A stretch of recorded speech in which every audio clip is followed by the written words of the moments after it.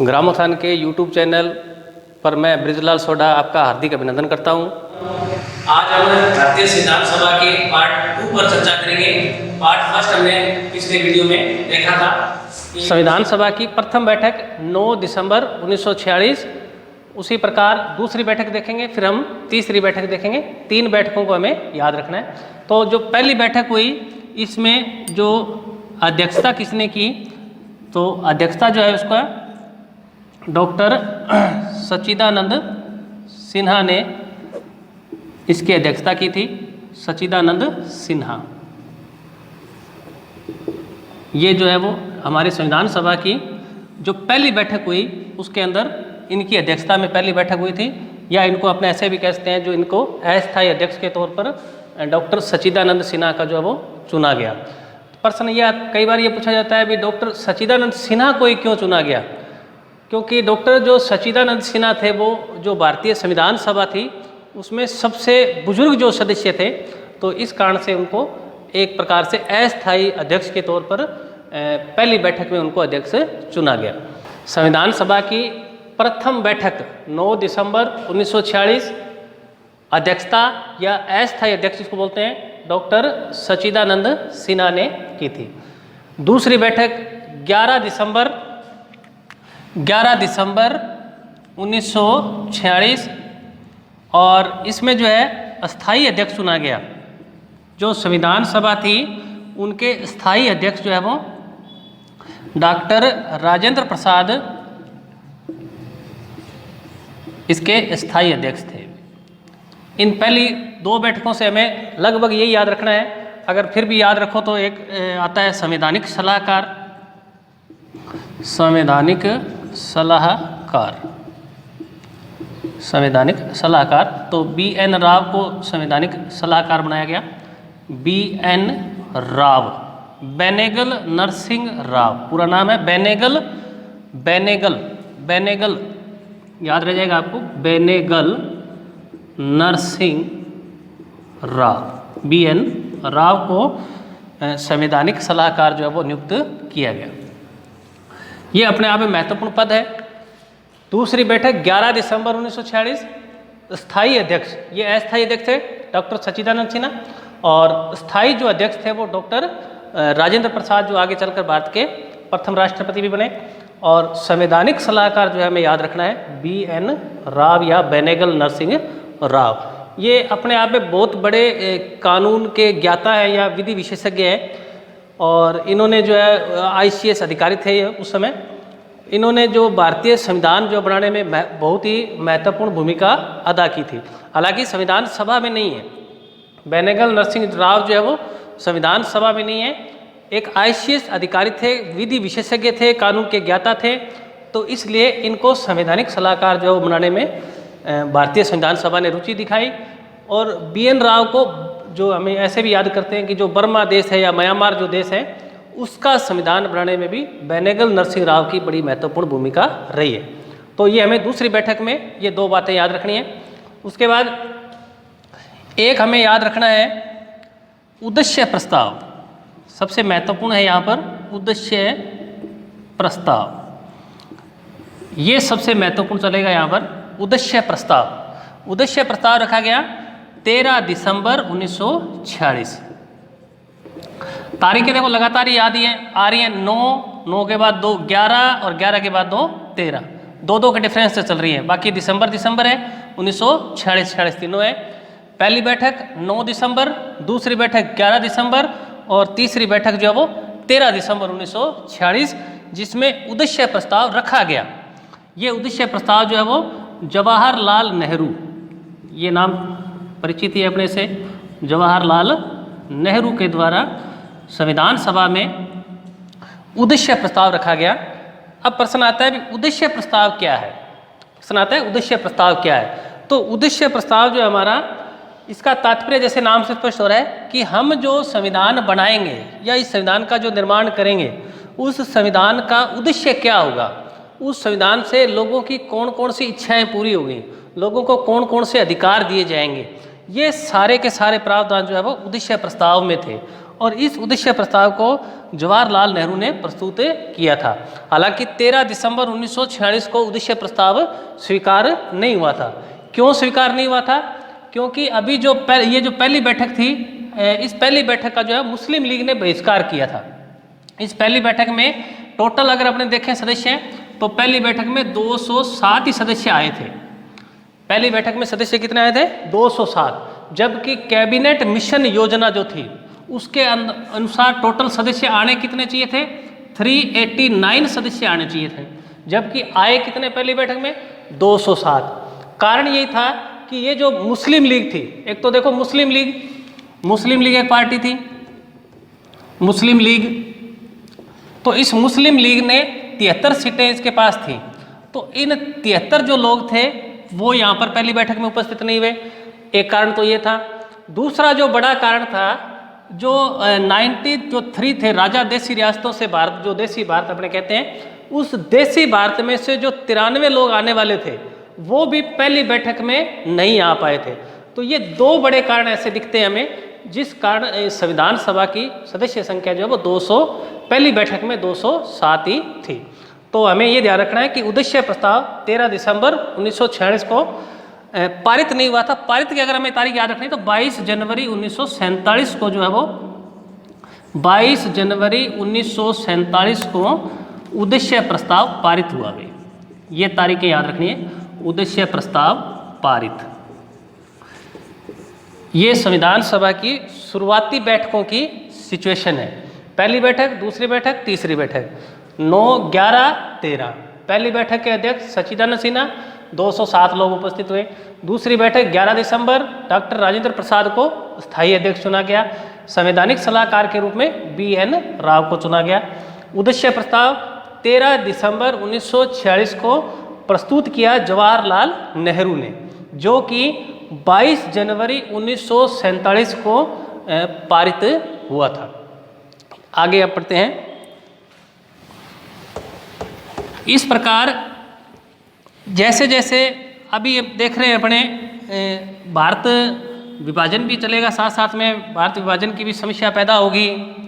तो उसी दरमियान एक योजना आती है जिसको माउंटबेटन योजना कहते हैं, जून 1947 में। और उस माउंटबेटन योजना के तहत जो है वो भारत का विभाजन भी किया जाता है। तो जैसे ही भारत का विभाजन होगा तो ये जो सदस्य संख्या है 389 थी, वो धीरे धीरे क्या हो जाएगी? वो कम हो जाएगी। तो कई बार इनमें से छोटे प्रश्न पूछता है कि कैबिनेट मिशन योजना के अनुसार संख्या कितनी थी? प्रश्न आता है कई बार। कैबिनेट मिशन के अनुसार, कैबिनेट मिशन या योजना के अनुसार संविधान सभा में सदस्य संख्या, ये आंकड़ा अपने को प्रत्यक्ष रूप से याद रखना है, 389 का आंकड़ा। दूसरा प्रश्न आता है कि जब भारत विभाजन हुआ, भारत विभाजन के समय सदस्य संख्या संविधान सभा में सदस्य संख्या, तो भारत विभाजन के बाद संविधान में सदस्य संख्या रह जाती है 299। और अंतिम रूप से अगर अपने देखें संविधान पर हस्ताक्षर जो है वो कितने लोगों ने किए, तो वो नाम आता है 284 का, 284 सदस्य।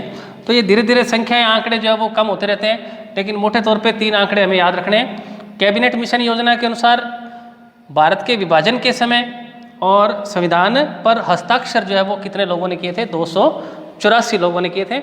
इसमें से जो हस्ताक्षर करने वाले थे उसमें से प्रथम जो हस्ताक्षर था वो जवाहरलाल नेहरू का था, और जो अंतिम हस्ताक्षर जो था वो था डॉक्टर राजेंद्र प्रसाद का इसमें हस्ताक्षर था।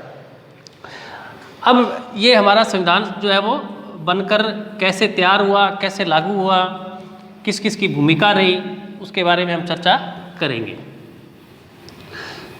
सबसे महत्वपूर्ण नाम आता है एक BR अम्बेडकर का।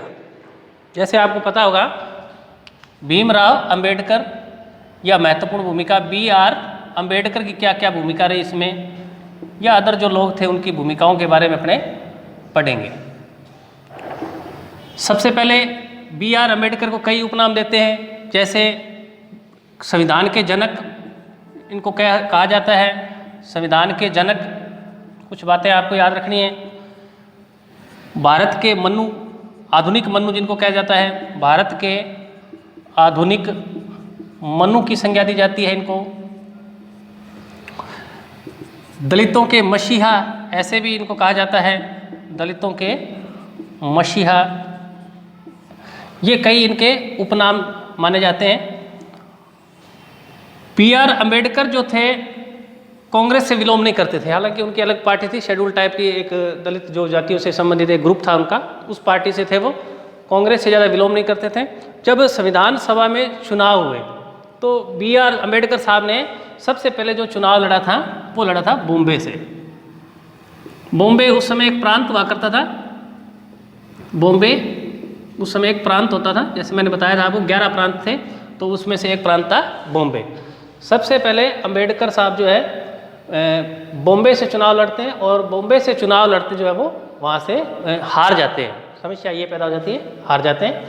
जबकि जो संविधान विशेषज्ञ थे, या जो संविधान के हमारे ऐसे कहते हैं जो सलाहकार थे बी एन राव, उनको ऐसा लगा कि अम्बेडकर साहब अगर संविधान सभा में नहीं होंगे तो संविधान की जो रचना है या संविधान का जो निर्माण करना है वो कठिन कार्य होगा। तो अम्बेडकर साहब को फिर बंगाल से चुनाव लड़वाया जाता है। दूसरी बार जब चुनाव लड़ते हैं तो वो बंगाल से चुनाव लड़ते हैं। एक बंगाल से जगह का नाम आता है जयसुर कुलना, एक स्थान है जयसुर कुलना, ये जयसुर कुलना से चुनाव लड़ते हैं, और यहाँ से ये चुनाव मुस्लिम लीग की सहायता से वो चुनाव लड़ते हैं, और मुस्लिम लीग की सहायता से चुनाव जीतकर बी आर अम्बेडकर साहब जो है संविधान सभा में पहुँचते हैं। लेकिन जैसे जैसे मैंने आपको बताया कि जो भारत विभाजन हो रहा है उसकी जो तस्वीर अगस्त 1947 आते आते हमारे सामने धीरे धीरे स्पष्ट हो रही है। और उस अगस्त 1947 में जैसे जैसे भारत विभाजन की तस्वीर साफ होगी तो ये जो बंगाल का जो इलाका है जयसुर कुलना वाला इलाका, ये पाकिस्तान के हिस्से में चला जाता है। तो ये पाकिस्तान के हिस्से में चला जाएगा तो बी आर अम्बेडकर साहब अब संविधान सभा के सदस्य नहीं रह पाएंगे। तो फिर दोबारा समस्या पैदा हो जाती है। तो हमारे जो एक संवैधानिक सलाहकार मैंने बताया था आपको बी एन राव जो है वो बॉम्बे के तत्कालीन प्रधानमंत्री, बॉम्बे के प्रधानमंत्री, तत्कालीन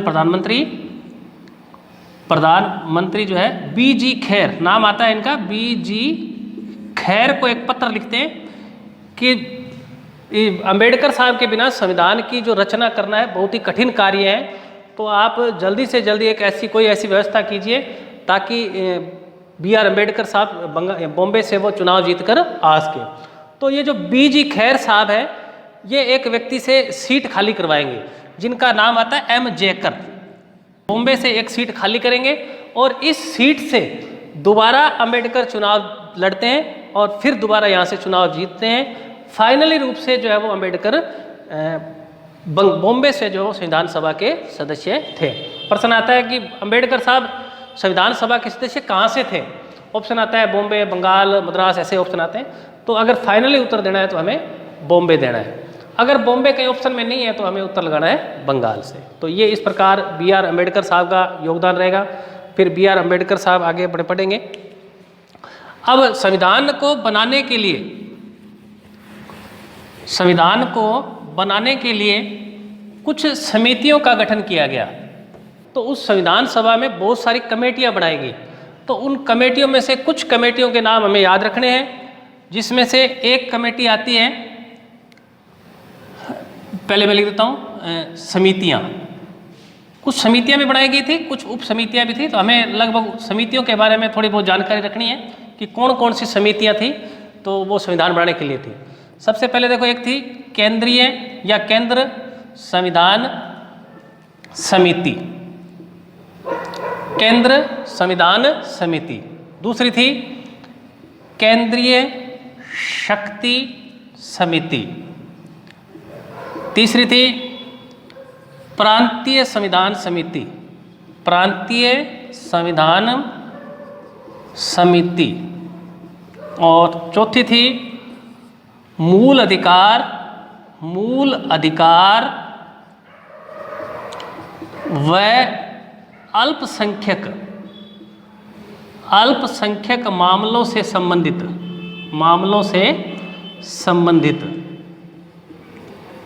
और अगर हम संविधान पढ़ रहे हैं और प्रारूप समिति के बारे में चर्चा नहीं करें तो देखो हमारा संविधान पढ़ना ही उचित नहीं है। तो एक समिति थी हमारी प्रारूप समिति। ऐसे बहुत सारी समिति थी, हालांकि एक झंडा समिति भी आती है, झंडा समिति, राष्ट्रीय ध्वज समिति बोलते हैं इसको, झंडा समिति है, प्रक्रिया नियम समिति है, बहुत सारी समितियां थी, प्रक्रिया नियम समिति। इस प्रकार कुछ समितियां बनाई गई संविधान को बनाने के लिए। तो जो केंद्रीय संविधान समिति थी इसके और केंद्रीय शक्ति समिति, इन दोनों के अध्यक्ष याद रखने हैं जवाहरलाल नेहरू, JL नेहरू लिख रहा हूं मैं, जवाहरलाल नेहरू। प्रांतीय संविधान समिति और मूल अधिकार से संबंधित जो संविधान ये समितियां थी उनके अध्यक्ष थे सरदार पटेल, सरदार वल्लभ भाई पटेल लिख सकते हैं, या सरदार पटेल। जो प्रारूप समिति थी इसका आपको पता ही है, डॉक्टर BR अम्बेडकर जो है वो इसके अध्यक्ष थे। झंडा समिति जो थी JB कृपलानी के नेतृत्व में गठित की गई, JB कृपलानी के नेतृत्व में गठित की गई। प्रक्रिया नियम जो समिति है वो डॉक्टर राजेंद्र प्रसाद के नेतृत्व में गठित की गई। इस प्रकार समितियां और समितियों के जो अध्यक्ष कौन कौन थे वो हमें याद रखना है। केंद्रीय संविधान समिति, केंद्रीय शक्ति समिति, अध्यक्ष जवाहरलाल नेहरू। प्रांतीय संविधान समिति, मूल अधिकार व अल्पसंख्यक मामलों से संबंधित समिति, तो अध्यक्ष थे सरदार पटेल। प्रारूप समिति BR अम्बेडकर, झंडा समिति JB कृपलानी, और प्रक्रिया नियम समिति डॉक्टर राजेंद्र प्रसाद। तो ये समितियों से संबंधित थी। इनमें हमें ज़्यादा नहीं पढ़ना है, केवल हमें महत्वपूर्ण एक प्रारूप समिति के बारे में विस्तार से जानकारी प्राप्त करनी है। बाकी बस संविधान इस समिति का नाम और उसके अध्यक्ष याद रखने हैं। अब हम पढ़ेंगे प्रारूप समिति क्या थी। देखो प्रारूप समिति जैसा नाम से ही संबंधित है कि संविधान का प्रारूप बनाया होगा, और अभी तक हमारी भी ऐसी कई धारणाएं चली रहती हैं कि संविधान का जो प्रारूप है या संविधान का जो ढांचा है वो BR अम्बेडकर साहब ने बनाया और प्रारूप समिति के माध्यम से बनाया। तो उसमें से हम देखेंगे सबसे पहले प्रारूप समिति। प्रारूप समिति को अपने कहते हैं ड्राफ्टिंग कमेटी, अंग्रेजी में अगर देखना चाहें तो ड्राफ्टिंग कमेटी, या इसको एक नाम आता है पांडुलेखन समिति, पांडुलेखन समिति, या इसका दूसरा एक नाम आता है मसौदा समिति। कई बार ये प्रारूप नाम न देके पांडुलेखन नाम दे देता है। तो हमने समितियां पढ़ी, हम सोचते हैं कि प्रारूप समिति पढ़ी थी, ये पांडुलेखन तो कोई पढ़ी नहीं, जबकि इसी का नाम है प्रारूप समिति का दूसरा नाम क्या है, पांडुलेखन और मसौदा समिति। इसमें टोटल जो थे वो 7 मेंबर बनाए गए, 7 जो सदस्य थे इसमें। इसका जो गठन किया गया प्रारूप समिति का, प्रारूप समिति 29 अगस्त 1947। देखो जो मैंने आपको तारीखें लिखाई हैं उन तारीखों को आपको विशेष याद रखना है। प्रारूप समिति का गठन किया गया था 29 अगस्त 1947 को, ये विशेष ध्यान रखना है। प्रारूप समिति, पांडुलेखन समिति, BR अम्बेडकर अध्यक्ष कौन थे इसके, अध्यक्ष थे BR अम्बेडकर।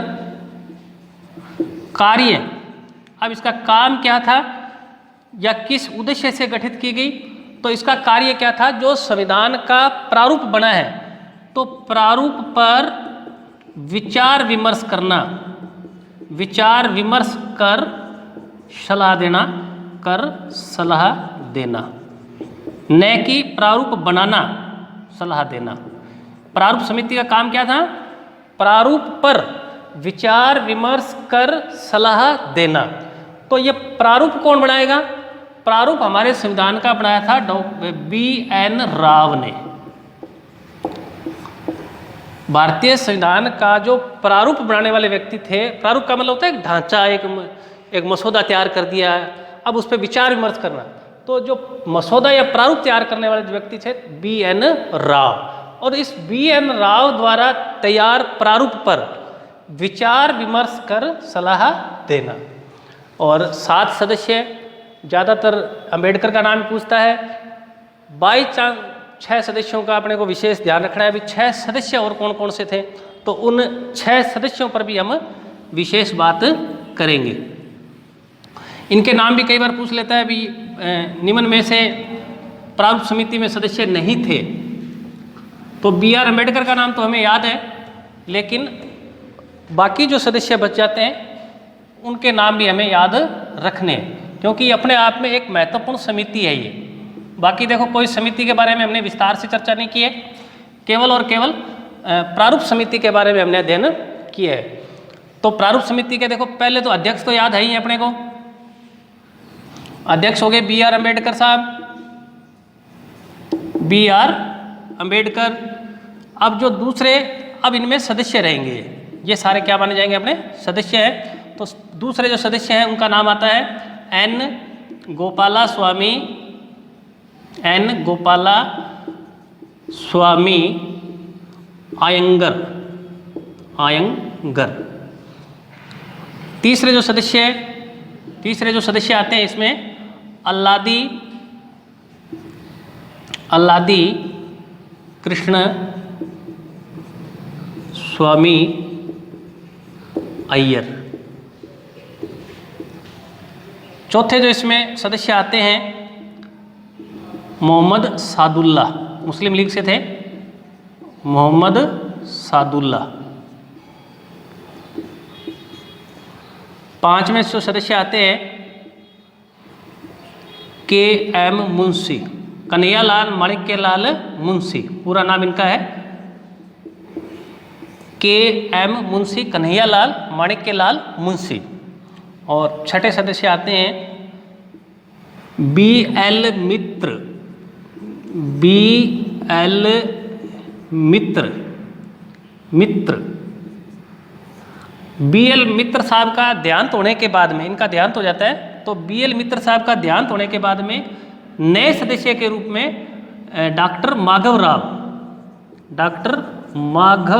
राव को सम्मिलित किया जाता है। और लास्ट और अंतिम जो सदस्य है वो है DP खेतान। खेतान पंखा आता है, पंखा नहीं है, DP Khaitan, doctor DP Khaitan. तो डॉक्टर DP खेतान साहब का भी 1948 में निधन हो जाता है। तो उनकी जगह पर एक सदस्य लिए जाते हैं TT कृष्णामाचारी, TT कृष्णामाचारी। ये इस प्रकार प्रारूप समिति के हमें 7 सदस्यों के नाम याद रखने।